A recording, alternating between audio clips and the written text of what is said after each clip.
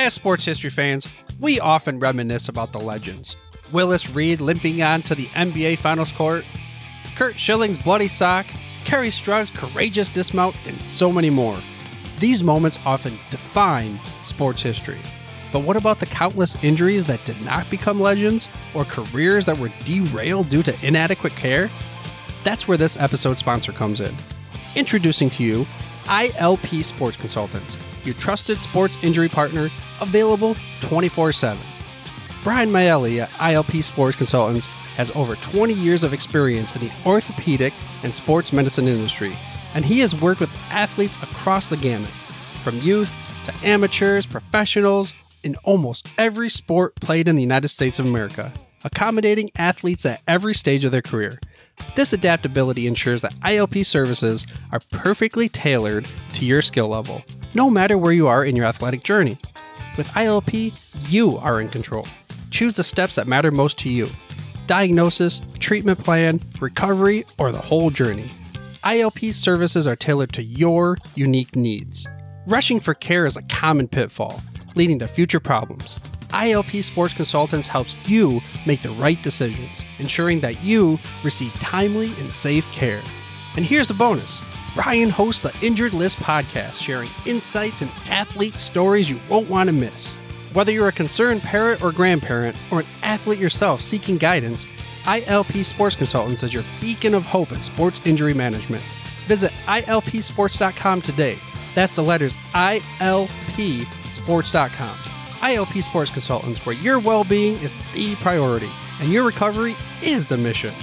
Choose ILP Sports Consultants for a healthier sports journey, helping you get back in the game the smart way.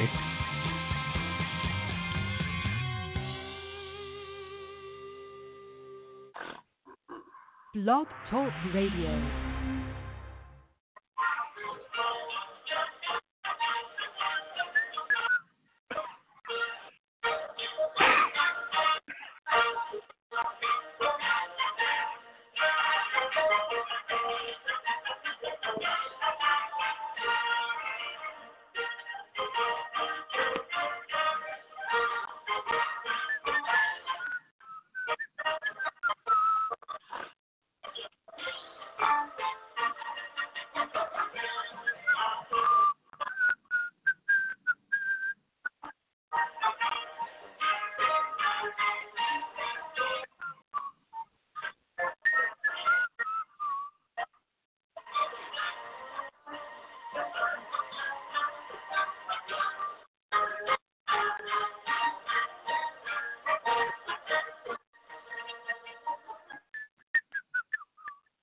Tonight we'll go back in time to seasons past, when 22 men graced the rugged fields of yesterday, fighting for one more first down, one more yard gain, one final score which would bring victory after 60 minutes of battle on the gridiron. Tonight we'll explore the world of Gridiron Greats. Welcome to Gridiron Greats Football History and its Memorabilia on the Gridiron Greats Publisher and Broadcasting Network. In conjunction with Swick Enterprises, we're live from the Wallingford, Connecticut home of Gridiron Greats Magazine. And I'm Bob Swick, publisher and editor of Gridiron Greats Magazine, and I'll be your host for the show. Gridiron Greats is the only publication in America which focuses upon the history and memorabilia of the North American football game since its inception in 1869. We cover 140-plus years of football history and memorabilia. You'll find us on the web at gridirongreatsmagazine.com. It's at this time I would like to introduce my co-host. He is a senior contributing writer to Gridiron Greats Magazine, a football memorabilia historian, specializing in pre-World War II items, in particular Red Grange, and also Seattle Seahawk items, in particular Steve Larger. He hails from Portland, Oregon, Mr. Joe Squires. Joe, welcome to the show this evening. Always a pleasure, Captain. Happy to be here, sir. Welcome to November. The football season is in its thrust right now. Games Thursday, Friday, Saturday, Sunday, Monday, some Tuesdays, some Wednesday. Everything is happening all at once. It's an amazing time of the year. Finally, that other sport with the stick and the little white ball is over, and I don't mean golf. We get that out of the way, and we can focus on football. It is truly football season. But we're going to take a step back in time tonight, and we're going to talk a little bit about, I know, one of your favorite sets, and a set that's brought back a lot of memories for me, too, the 1984 Topps football set. And I can remember many, many years ago that set coming into the market. I remember the blue box with the brown football on the box. I remember the wrapper. I remember opening several boxes, opening them up, making a couple sets out of it. And there were a couple rookies in there who seemed to be very, very hot at the time. I could command $1 each for those cards. Truly amazing. And I know that's a favorite of yours, so I'm going to hand off to you and some memories for you for 1984. Oh, absolutely. You gave me goosebumps just introducing 1984 Topps football. Young boy born in the Pacific Northwest, 84 Topps was one of the last football sets that I remember collecting before I discovered girls. As the cycle of many of us collectors goes, although a lot of us, I'm sure, are still living in our parents' basements, collecting Star Wars and football. Some of us discover girls around, around grade school and move on. But no, I can distinctly remember going down to the corner 7-Eleven and plunking my $1 down, getting 4 packs, opening them. And as you mentioned, even I was aware of, the young upstarts in the NFL, Dan Marino and John Elway, which were just predominant in there. And, the top rookie cards. And it kind of became when I became aware of rookie cards and just what it meant. Because up until that point, card was a card. Even during that year, a card was a card. Terry Bradshaw's card is in there. You've got a Danny White. There was also another young man started in the NFL who dazzled the NFL, Eric Dickerson. Watching him run up and down the field, I think he racked up about 2,100 yards. Didn't he set his rookie record that year? Something like that. It's just that set. So I took the liberty of going to check. I'm not very good at homework, but I always like to prepare for the captain. That set has 11 total rookie cards in it. And let me run them down. Wow. Russ Grimm, Ricky Jackson. I hate to say this, but Morton Anderson. Nice kicker in there. Jackie Slater, who even I remember. Howie Long. His son went to Oregon. So I've met Howie a few times, bumping into him at U of O games. Darryl Green, Dwight Stevenson, favorite of our guest last week, Andre Tippett. Obviously, Elway, Dan Marino, and as I mentioned, that beautiful card showing Eric Dickerson with his goggles on, one of my favorites. And one last card that I'm sure everyone listening knows, the Topps number 196. Yeah, you guessed it, Steve Largent. It's one of my favorite cards. Just that. That's great. But most of our listeners will know, but on the 25-year anniversary of this set, about a decade ago, I wrote an article for Gridiron. It's one of the favorite articles I wrote. Just really dug into one of my favorite sets. The sheets, the layouts, how they cut it, how they collated the cards, how they came in off, how they cut them off the sheets and organized them. Pretty fascinating. Even I learned a lot, writing that. There are 11 total rookie cards in this set, in the 1984 Topps set. There is one other set that has more rookie cards in it than 84 Topps. Can you name that, Captain? Oh, that's a tough one. You got me on the spot here. I'll defer to you and your knowledge of it. Oh, the 48 The 1948 league set has 12. 55 becomes close, but they split it between Bowman and Topps All-American, and half those All-Americans are rookie cards. Aren't rookie cards. These are true rookie cards. And in the last couple of years, they've added a few. So it'll keep growing. One more. So as you look around that set, think about who in there, might one day become another Hall of Fame rookie card. In the 84 or in the 48? Yeah, in the 84. In the 84. They need one more to tie 48 lead. Oh, okay. Yep. The interesting part of the 84 Topps at that time, taking it from a dealer's perspective, and I could still remember buying wax boxes of that for $10.80, which was the wholesale rate on it. And now actually it was $9.60. I'm looking at my notes now. $9.60. I bought 2 boxes of that. And at show dealers would have them out for the astounding price of $15 a box, dealer to dealer. And correct me if I'm wrong. There were quarter packs, right? I'm pretty sure. Correct. Yes. 25. Yeah. Okay. So there were quarter wax packs. So if you had 36 packs, basically, $9. You had $9, which the dealers were charging more because of all the rookies in it, because everybody was wanting to obtain the Marino and the Elway card because they were so valuable at $1 each. And I vaguely remember getting like 3-4 of each in each box. And, you could sell those. You make all your money back on the box type of thing at the same time.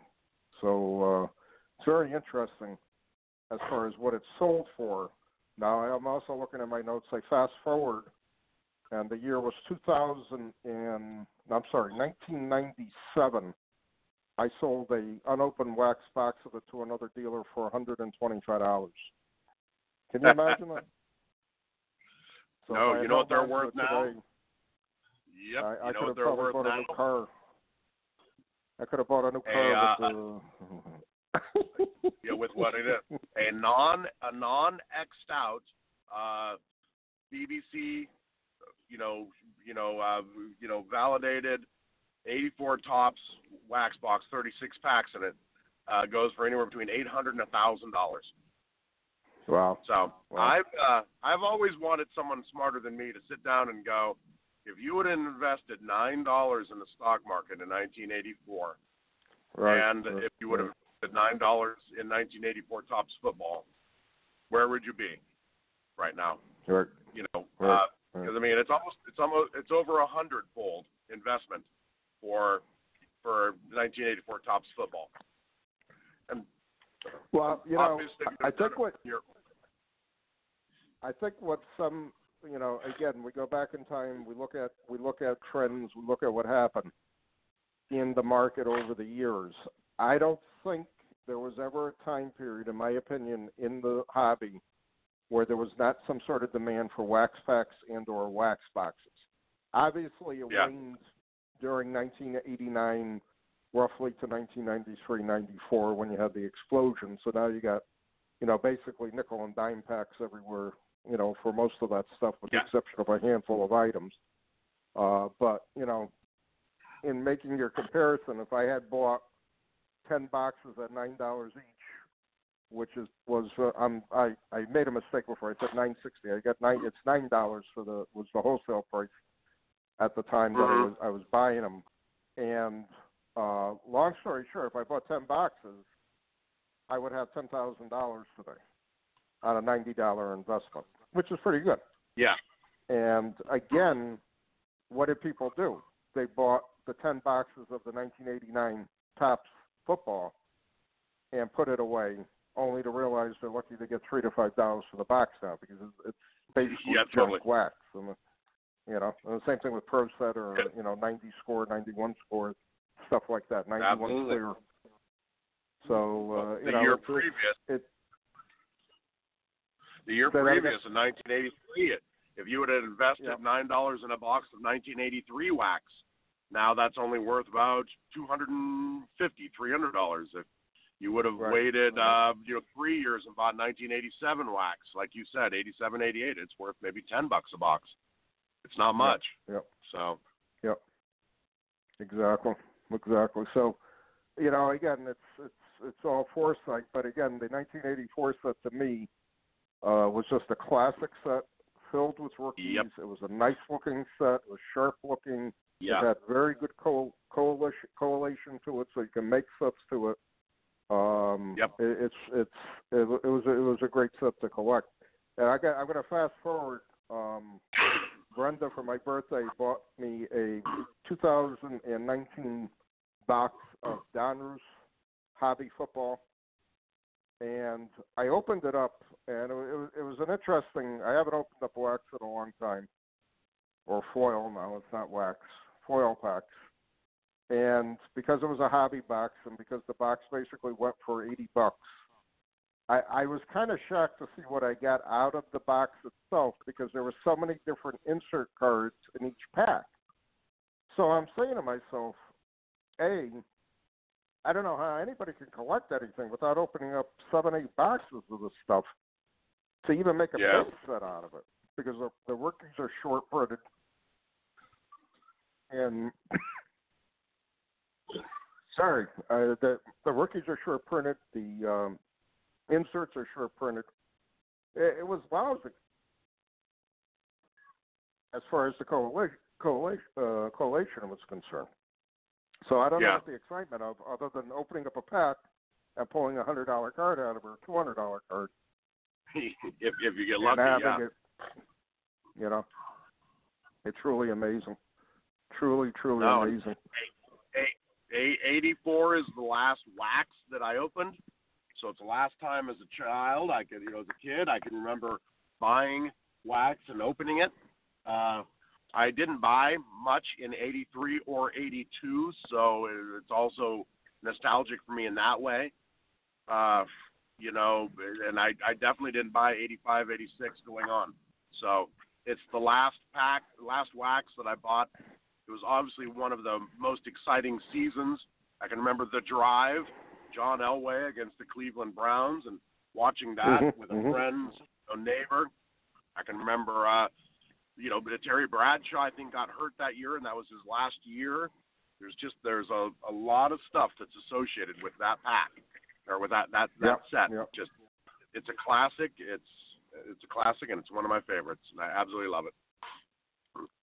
Yeah, some good memories of that set. And now you can pretty much put the set together with some hunting raw without much problem. Yep. You can also buy the set complete. It's not that much money, but it's just a nice classic set to think about. Yeah, and I don't know if you noticed, but the picture I sent you of all the uncut sheets in my office that I finally got framed. Yeah. You'll notice amongst all the classic uncut sheets, nestled in there was Series C 1984 tops with the Elway and Marino rookie card. That one sheet has both the Elway and Marino on that left border midway up. That just make that sheet. So that one sheet is hanging in my office. It reminds me how much I love that set. Yeah, it's a beautiful sheet. I mean, and it's amazing to see where they were located on the sheet too, and the careers they ended up having. It amazes me. It truly amazes me. Just classic football, to say the least. And I'm going to put you on the spot. When was the last time, or what's the last year you can actually find uncut sheets in the market after the explosion of 89, 90, 91, 92? Oh, boy. Why don't Any collect idea, the oldest? I would imagine I cut my search off at like 88. Okay. I mean, and I've got enough 88 sheets. I don't really bother buying anymore. I don't really look past 88 because I don't really sweat it. I don't collect it. Okay. All right. So, I mean, I would imagine you can get the sheets, but I've never really looked, Bob. Sorry. Instead of. I had a collector ask me about that, and I said, well, you gotta hunt for them. But I said, I know it's still prevalent. I still see it shows every once in a while. as anything from 89 to 92, 93 at the outset. I really don't see anything, past that, because I don't know, if they even went to the market, went to market. I wonder. Or if they're, printer scrap that came out on the market, whatever the case may be. I honestly don't know. So, oh, that's interesting. I put you on the spot. I didn't realize that. Yeah. I didn't realize that. No. All right. At this time, I'd like to introduce my co-host. He's ready. And I'd like to welcome our special guest. He was last on our show back in October of 2012. He was also featured as a super collector in Gridiron Greats magazine. He has an incredible super collection of Cleveland Browns items, and in particular, items from Mr. Jim Brown, including cards and memorabilia. He's also an authority on all items Jim Brown, and I'd like to welcome a good friend of ours back to the show, Mr. Ray Showdog Frisbee. Ray, welcome to the show. Hey, how are you guys doing? Doing good. One of my favorite nicknames. Hey, before we get started, Joe, you would have to bring up the drive, wouldn't you? I didn't even think about that. I apologize. No, it's fine. It's fine. It just gives me another reason to go out and buy some more Brown stuff. As if you needed me to nudge you. Exactly. You must have a warehouse over there, Ray, with all your stuff. I don't even know how you could fit everything. It's incredible. Hey, how'd you get started collecting all that stuff? Probably pretty much like most kids. I started off, at a very young age, collecting, running to the drugstore, running to, about to give my age, running to Woolworths and getting the 10-cent pack of cards and, that whole kind of thing. And then probably I went to the first game around 62, and I got a program, a bobblehead, and a pennant. So between collecting the cards and those items, that kind of set me on the path. Wow! Unbelievable! Unbelievable! And was the last time I saw you at the Cleveland convention last time, right? Or was it the time before? No, it was last time. You were there, right? Right. Yeah, okay. All right. Because you stopped by the table. We ended up talking. I remember that now. Right. It's incredible. So it's interesting, right? You heard me telling my story about, opening up wax packs and stuff. I mean, I'm 48. How old are you? Because your collection is way more vintage than mine. And if you're running to the drugstore to pick this stuff up. Right. Well, I am 64. Okay. And I got a couple years on you guys. You got about 2 years 35. Yeah, you got a lot on me now. No, I'm 61 now. Right. So but to be honest, though, huh? I didn't get like full-fledged into it until after I got out the Air Force and the whole card show thing era came upon us. Because when I got out the Air Force in 1989, I had never heard of a card show. My son took me to my first card show. Wow. That's pretty cool. I don't know if you remember this, Ray, but I first met you when I bought a 1946 Sears Cleveland Brown uncut sheet off of you. And I don't even remember how. That. Yeah, and I don't even remember how we got in contact with each other. I think you were selling something on eBay, and I reached out to you, and next thing you know, we're emailing, and I'm like, wait a minute, did you say you have that in an uncut sheet? Do you mind? What's your phone number? Do you mind if I call you? And we spent like an hour on the phone. Right. You're talking about your collection. You live in Chicago? Don't you live in the Chicago area? No, I live in Portland, Oregon. But I think I was coming to the National. I was coming to the National that year because that was about. Because somehow or another I was talking about Chicago. I think I was coming to the National. Was that the first first Cleveland National, or was it perhaps the one? It has to have been. So that was quite a while ago, though. What year was it? Well, I think the first national that I went to was 94, 95, something like that. And then they would have them. They would come back like every 3 or 4 years, something like that. But I think I met you, Joe, in I want to say maybe 04, because they were also doing the 64 championship. I think it was the 40th anniversary for the 64 championship team that year. Yeah.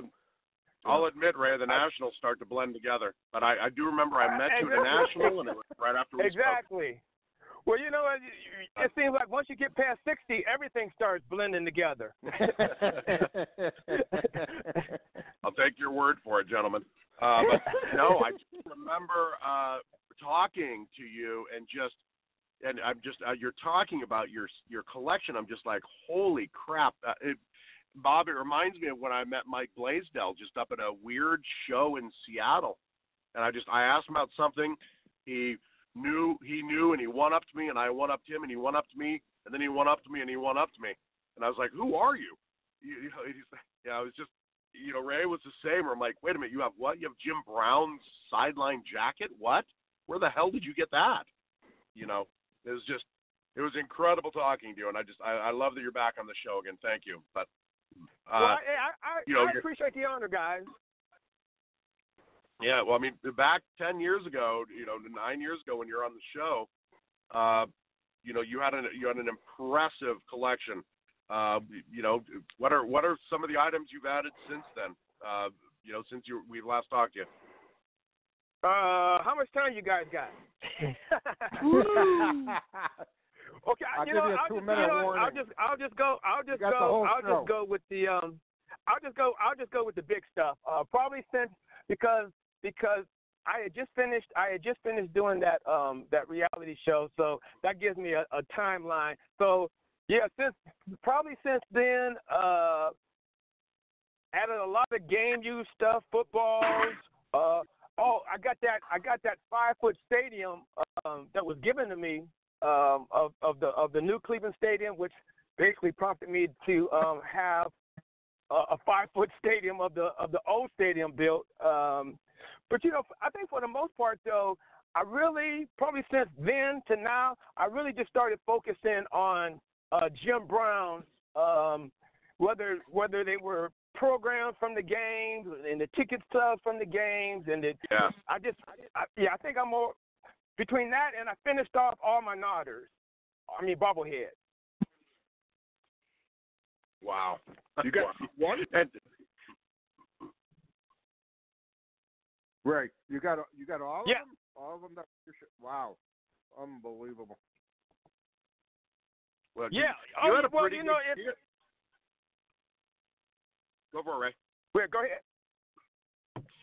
You had a really good focus on Jim Brown prior. I mean, you had, peel-offs. I mean, obviously, but I mean, you're pretty focused on Jim Brown before.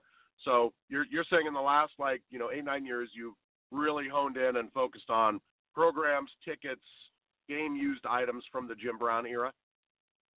Right, and then too, I started finding out more things about Jim Brown. So then I was like, oh, I got to get this.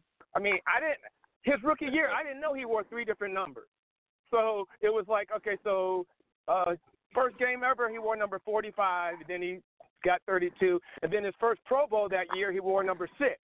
So then it was like, oh, those are things that I didn't even have a clue. And I'm supposed to be a Jim Brown, guy, and it's like I didn't have a clue about that. I didn't know he wore 6 during the Pro Bowl. That must have been before they allowed people to just wear their jersey, and if there's 5 number 32s out on the field, so be it. Right. There was an old time. I can't remember. It was a Philadelphia Eagle old time guy that had 32. So he had to.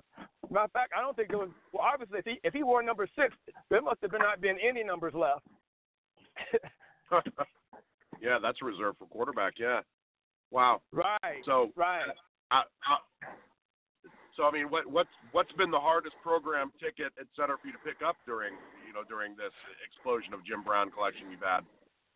I just got it probably a few months ago, and it was his very first one, that number 45, the game that he put there. His very first right, the one that he wore, number 45. That, Right, it was against Detroit.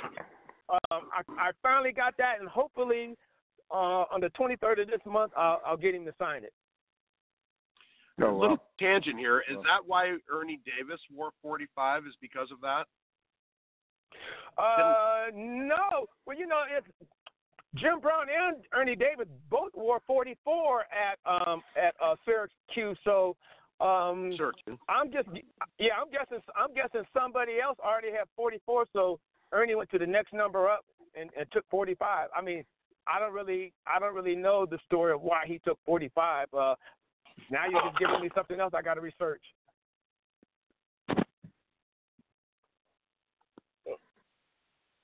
All right.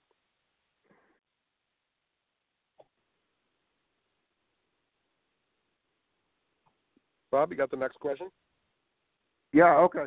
Sorry about that. I got cut out here. Ray, I know this is a tough question. Can you pick 6 top favorite items in your collection and describe them? 6? Oh, man. Okay, so well, you know what? I'll just go. I'll just go with my white whale. Probably the biggest one was that it's a '63 Jim Brown Yukon coffee print. It was one of those mail-in kind of things, and it took me forever to even see one, and then it took me forever to find one. So I would say that. And then I recently got that signed by Jim Brown.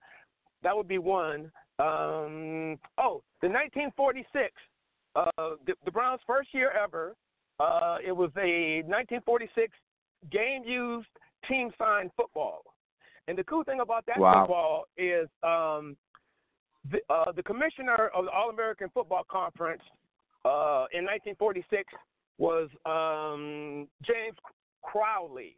And he was only the commissioner for 1 year. So there's no way, in other words, if you find a ball with his name on it, it's a 1946 ball. So when I seen it, I was like, oh man, this, I don't know if you guys do the same thing that I do, but if I see something that I haven't seen, or I have to look at it and stare at it, it's like, okay, am I really looking at what I think I'm looking at? And so I got really amped when I found that. And then of course the first Jim Brown's preseason program that he wore, number 45. 1955 championship signed presentation ball. Autograms last game. Whole team signed it. And it's, and those presentation balls had the little elf on it, painted on it, kind of thing. I just recently got Ernie Davis Cleveland Brown signed check. Don't see those often. Wow. And the particular check that I recently got, it was like a couple of months before he passed away. Right. Wow. How many paychecks do you think he drew from the Browns? Well, you figure, I'm guessing not a whole lot because, he never played it down, and he died in '63. So, I would imagine let's even if there's 50 of them out there, how many of them survived? And I don't even think it was that many. Yeah, I don't think it'd be that many either. Probably 3 or 4 at the most, and that's it. And if he got an advance check when he signed or whatever, he got a bonus check. I can't. Yeah. I mean, to me, that's an impossible collectible. I don't care what anybody says. I mean, Ray would have one beyond one of one. Unbelievable. And as morbid as it sounds, did the Browns continue to pay him even though he didn't play after he stepped away from the team? Yes. Yes. Well, that check was he cashed about 2 3 months before. No, I don't think it was 3. It was like 2 months and some change before he passed away. So yeah, he was. Okay. He was. That's one good thing. The Art Modell took care of him and his family. Okay, I kind of figured. Art And then Modell may have lastly- been an a-hole for many reasons, but that wasn't it. So. Right. And then that was 5 things, and probably the last thing I'm gonna go with the elf 3-foot nodder. It took me forever to find one of those things. So what is it? What is it again? The what? It's a 3-foot bobblehead, and it's the one. It was one of the first 3-foot ones they came out with. It's the Mean Brownie. It's a brownie elf. Oh, got it. It's the logo. Yeah, it's the mascot logo. How many? Right. But it's a 3-foot. It's a 3-foot elf. Okay. How many? Well, those are some esoteric items. Right. How many Ernie Davis stuff items do you have in your collection? Signed items. Let me see. I have the original contract that he signed with the Browns. I have that check.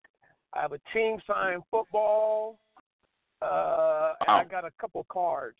I got a rookie card and a rookie card that which card is that called? What was that set that came out where they showed the 1961 new card. The new card. The new card, right, and then I have the game that he showed up, the doubleheader game. Right. Wow, that's unbelievable. This stuff is so rare. It's just shocking what you have. Unbelievable. Right. Exactly. And he's my second favorite player, so I'm always looking out for his stuff. Yeah, very cool. You've been doing this a lot longer than I have, right? And I always just tip my hat to the guys who, paved the way before me for collecting. All these years, all of these rare Cleveland Brown items you've got, and a lot of them are very one of one. I mean, you're talking about, the 3-foot tall, Brownie. You've got to have some stories of people you've encountered, of airports you've chased down. You heard Jim Brown was on, Gate D and ran down there to see him. I mean, do you have any stories you can share for us on how you picked up a couple of your items?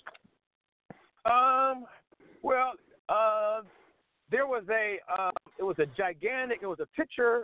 picture of the championship game that Kodak took, and they blew it up and they put it on like plasterboard or whatever you want to call it. And it's probably maybe 4 foot high and 5 feet wide, really.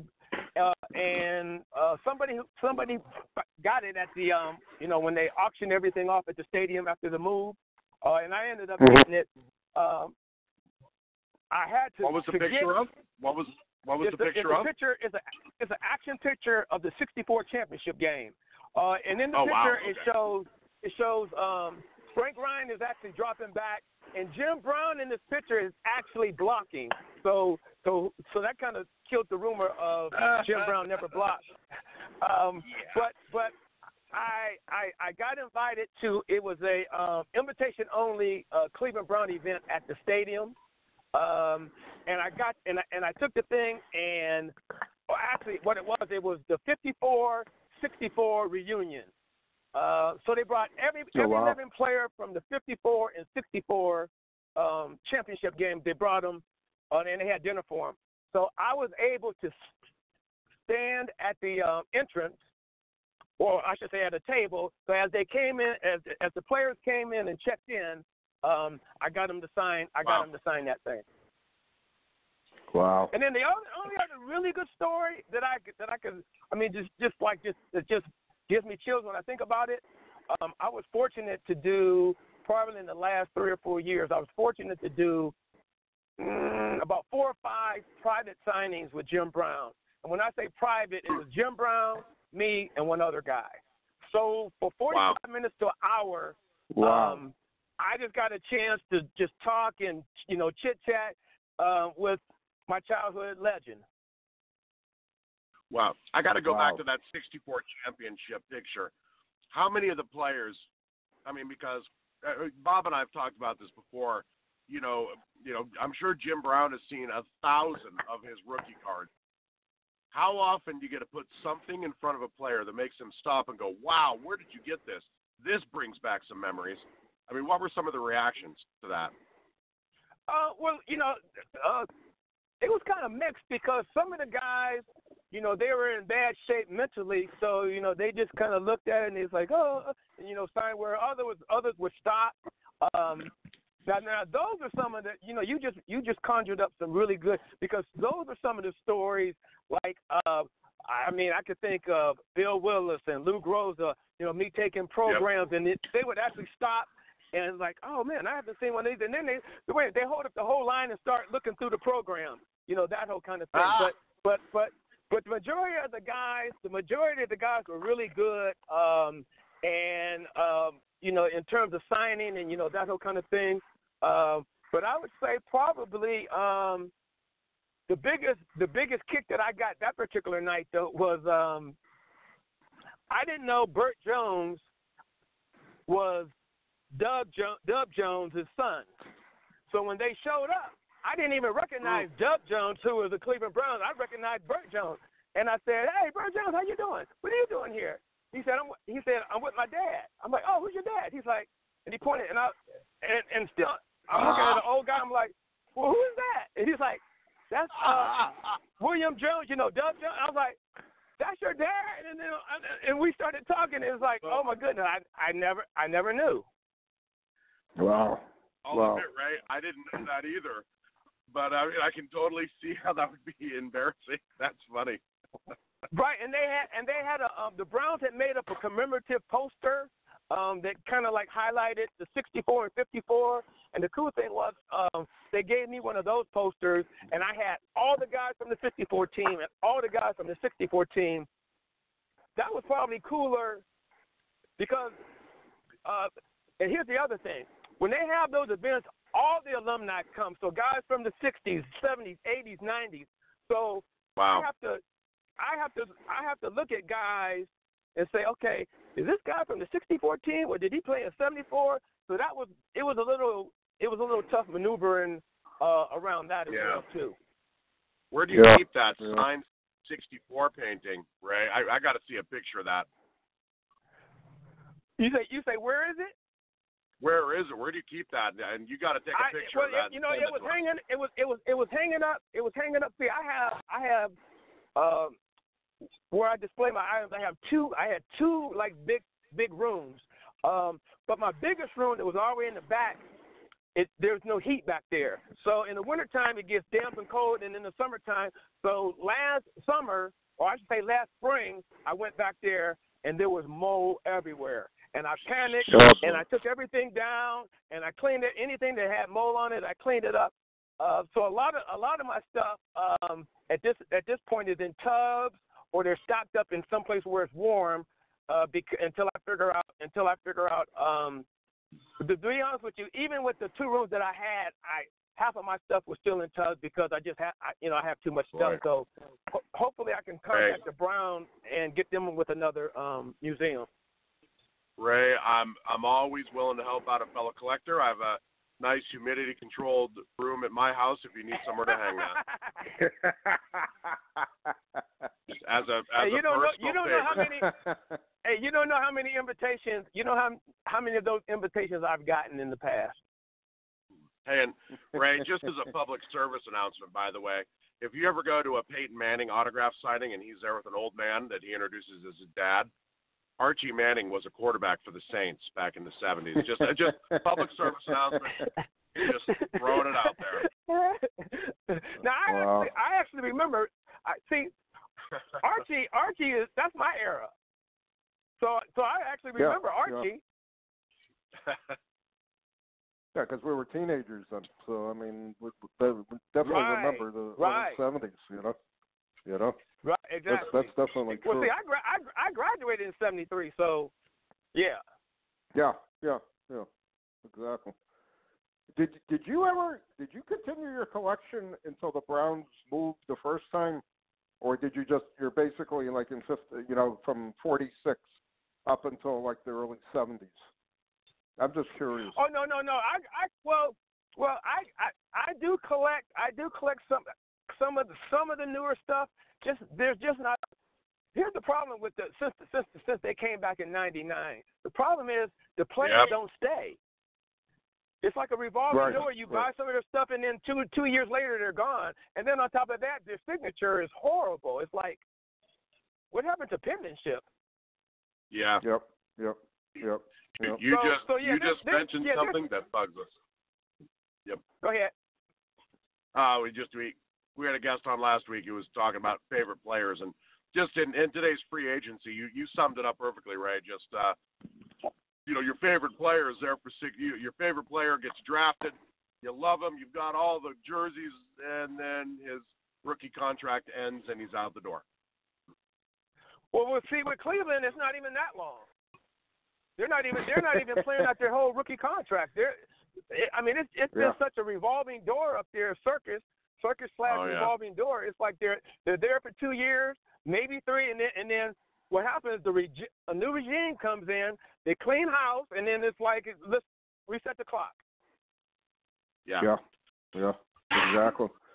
I like that. I like the new stadium there, though. When the National was in Cleveland the last time a few years back, I came out the day before it started, and I took my own tour of the stadium there, and it was pretty cool. But it's much different than municipal. That's for sure. So the memories are at municipal. They're not going to be at this stadium. Yeah. Oh yeah. Oh you know yeah. What I mean? It's like going to. One was like going to a local bar, and another one is like going to church. I mean, it's just Yeah, I got that feeling. I went into the little pro shop there. That was the only thing open, and I asked them, "Do you guys give tours?" And they said no.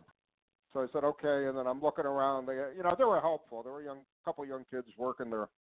And then I walked and I looked at all the plaques, and I took a selfie of me in front of the brown statue there. But it's a nice location. I mean, I could see on game day it's got to be pretty wild there, with all the bars on that main road over there and everything else. So pretty interesting. Right. Another question. Right. Another question I got to ask. I want to ask you about your collection. What do you do in pennants as far as brown pennants? I know you got a lot, but do you think you got pretty much a complete run of them, or the older ones? No. There's a guy that lives in Cleveland who has pretty much. I mean, he has pennants that I've never seen before, and haven't seen them since I've seen his. Yeah, Dan Goich is probably not Dan Goich. His name will come to me. He's a reader of GG, and I've seen his pennant collection. It's incredible. Yeah. So I mean, I try to. I mean, as soon as if I find things, I grab them as I find them. But when I seen his collection, I was like, oh man, I've never seen that. I bet he has at least 10 pennants probably 10 pennants that I've never seen before. Okay. Huh. So yeah. I got a lot. The other question, not. The other question I got to ask you: do you know actually how many times you've met Jim Brown and you had him sign stuff and/or converse with him, type of thing?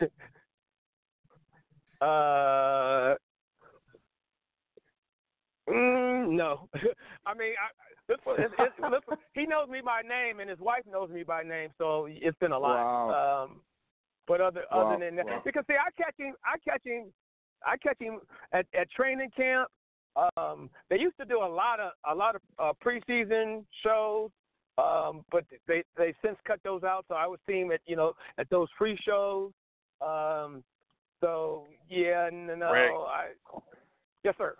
Ray, the standard we hold us collectors to is how well you know a player is. We call it the Todd Tobias litmus.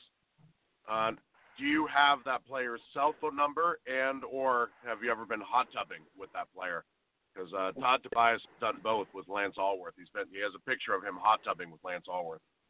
So no and no. All right.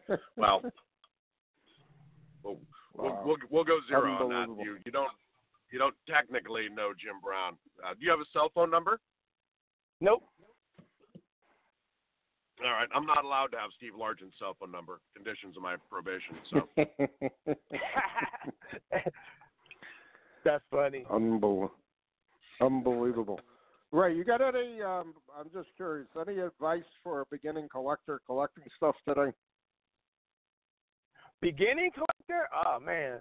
One, they get my sympathy because, when we collected, we just had tops. So, it wasn't like decision, whereas now it's like, I've lost count with how many different card manufacturers there are there. So I would say, and on top of that, they're expensive. I would say, as advice, collect what you like because it's man, I can't even believe some of those prices. Oh boy, Ray, you just put a quarter in Bob Swick and turned the button.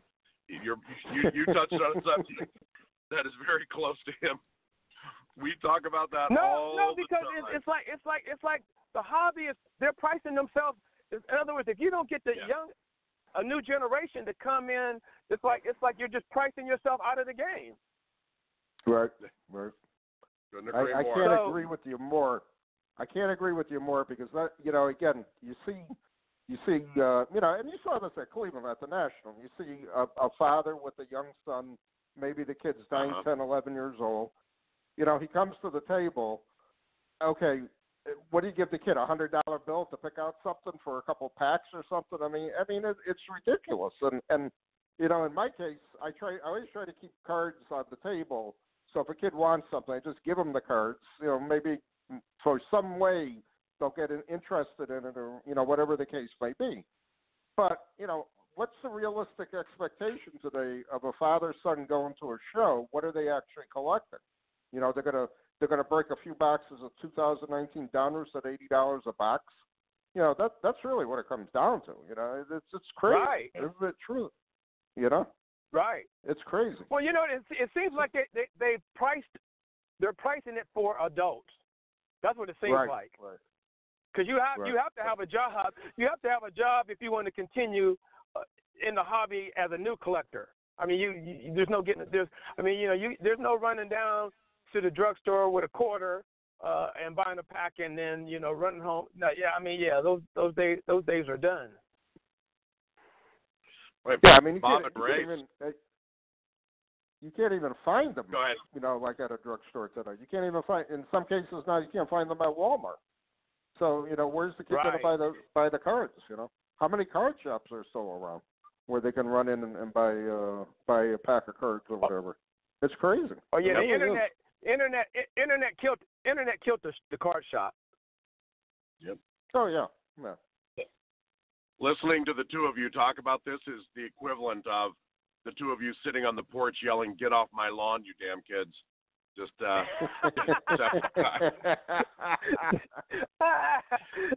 I may agree on it.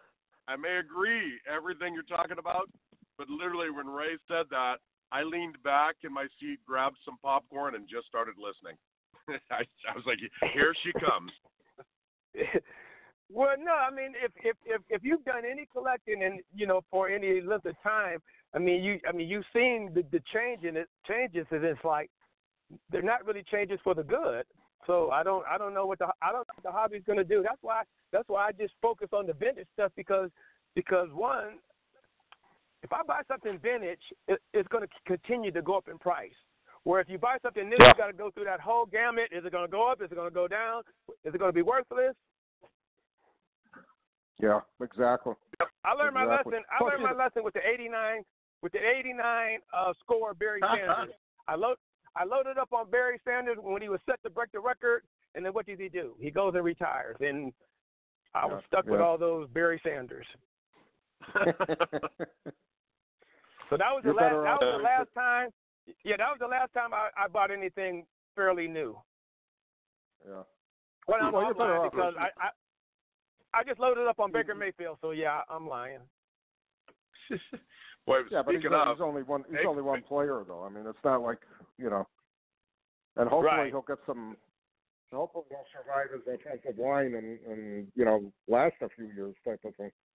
Exactly. Again, you know what you're buying from the older stuff. You know your vintage stuff inside and out. I mean, there's pretty much nothing that you come across old in Browns items that you're not aware of, number one, and or B, you know what it is, and you know how it's going to fit your collection. So, you're truly an advanced vintage collector of Cleveland Browns stuff, and in particular Jimmy Brown stuff. So, I mean, you know what you're doing. I do feel sorry for young kids today who really want to collect. What are they actually going to collect? That's the key type of thing. So, right. I don't know. It's problematic to say the least. Right. There's some really good Baker Mayfield memes flying around the internet. That little porn stash, I've seen them all. That little porn stash he's got going on.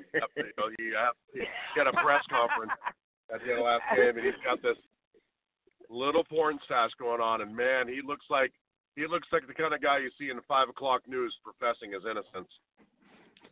Right, with the raincoat and army boots on. Yeah, exactly. No pants. Yeah. Right. Exactly. They cut in here on Sunday. They cut in here on TV Sunday for the end of the Browns Broncos game there, and I'm like shaking my head. I said, "Holy mackerel! How could they lose this one?" But whatever. It is what it is. I feel bad for you, but you still got the memories of yours. Hey, after that game, I went out and bought me a Tom DeLeon game used jersey, so I'm feeling good about it. Yeah, I saw that. Yeah. That was cool. That was cool. That was a nice. Unbelievable. Well, Ray, we're almost out of time. Any final words from the expert on the Browns and Jimmy Brown?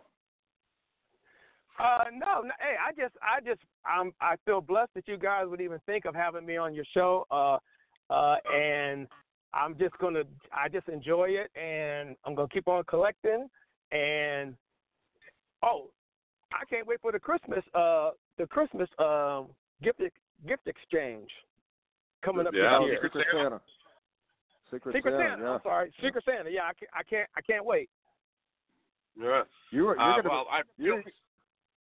I feel bad for anybody who gets you as the Secret Santa because man, oh man, I don't know what they could possibly buy you, but whatever. No. It's fun. See, that's where you're wrong because anything Cleveland Browns that somebody gets me, I enjoy it because it's Cleveland Browns. So it really does. Yeah, I mean, my daughter has been buying me Cleveland Browns probably since she was 9, and she's 38 now. So it doesn't matter. It's just as long as you get me something Cleveland Brown, I appreciate it. So there's no wrong gift. There's no wrong gift, and then on top of that, it's a gift.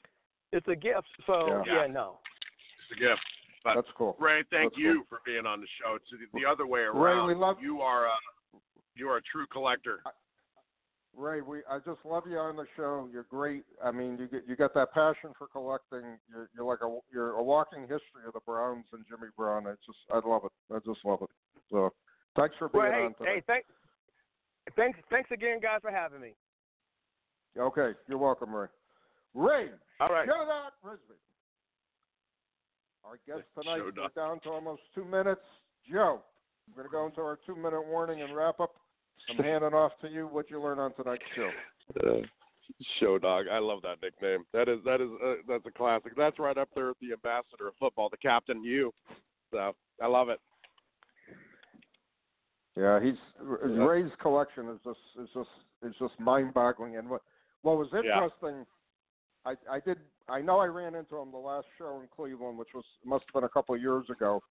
And, we talked, that he was telling me a few things that he was looking at there at the show. So it was cool. And again, I could picture him at a Browns game. I could picture him at the old Municipal Stadium. And to me, it's just classic football. And that's what the hobby's all about. It's the preservation of the memory of the history of the game. And in particular, a team that's had a lot of rough times in the past 30 years, basically. And they're still going strong, and they still have fans like Ray, and that's the coolest part about it. I truly enjoy it. Yeah, I truly enjoy it.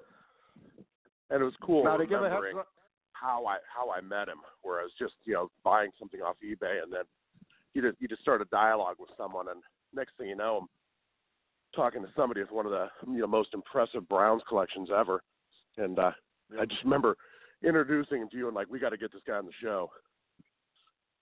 Yep, exactly. Just to give a heads up, I know you're going to be on holiday for the rest of the month, but I'm going to be back with the show probably before Thanksgiving with a special guest co-host. And I know you're going to be back in December, Joe, and we'll get a bunch of shows we're going to record in December. I wish you well. I'll be heading to Minnesota to visit the in-laws for Thanksgiving. Yeah, that should be interesting. And hopefully you won't have a blizzard or anything like that. You're stuck there in the airport or whatever type of thing. That's just my infamous trip from Phoenix to Chicago to Hartford, and I'm stuck in Chicago for 2 days on a 3-inch snowstorm, a freak snowstorm that came. And I said I could rent a car and drive home, and the time it's taken me to get home from here. No kidding. Kidding. Unbelievable. All right, 30 seconds again. Check out our website, gridirongreatsmagazine.com. If you do not subscribe, back issue information is there. Joe, thanks for being on. And I will be talking to you in a few weeks. Have a good holiday and a good Thanksgiving. You as well, We'll talk then. Thanks for listening. Take care. Hey there, sports history fan. This is Arnie Chapman, a.k.a. the Football History Dude, and I wanted to thank you for stopping by to listen to another episode here on the Sports History Network. Our podcasters are passionate about uncovering and sharing sports stories from yesteryear. And if you didn't know it already, we have over 30 shows across the network covering all sorts of sports history topics. In fact, here's a glimpse into one of our awesome podcasts here on the network. Each week, the official Football Learning Academy podcast will take you deep into the history of pro football through interviews with players, coaches, or administrators in the NFL, as well as interviews with Pro Football Hall of Fame selectors, authors, and historians. You'll learn how the game evolved and important moments that shaped the sport into what it is today. And don't miss the Pro Football History Nugget of the Week. Listen to the official Football Learning Academy podcast on the Sports History Network. How about that? I bet you're super hyped to go listen to that new podcast, right? Well, to learn about this show and all the other podcasts on the network, head over to sportshistorynetwork.com/podcast. Again, that's sportshistorynetwork.com/podcast. Head over there today to find your next favorite sports history podcast.